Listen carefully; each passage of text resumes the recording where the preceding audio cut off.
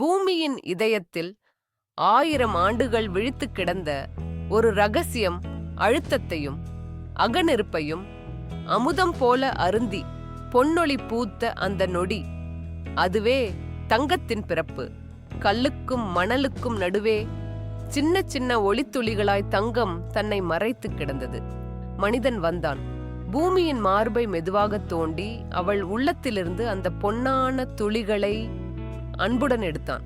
நெருப்பின் நாவுக்குள் தங்கம் மெதுவாக உருகியது. கரைகள் கரைந்தது, ஒளி மட்டும் நிறைந்தது. புதிய ஒரு உயிராய் பியூர் தங்கம் வெளிவந்தது. ஆனால் அது இன்னும் மென்மை. அதனால் செம்பும் வெள்ளியும் சேர்ந்து அதற்கு வலிமை தந்தன. 22K 18K எண்களில் எழுதப்படும் ஒரு பொன்னான கதை அங்கே தொடங்கியது. கைவினையாளன் ஒரு கவிஞனாக மாறினான். அவனது விரல்களில் தங்கம் ஓடி வடிவம் பெற்றது. சங்கிலி, மோதிரம், காது காப்பு, பெண்ணின் நெஞ்சில் தங்கும் முன் தங்கத்திலே யார் யார் கனவுகள் தங்கினனோ அதற்கே தெரியும்.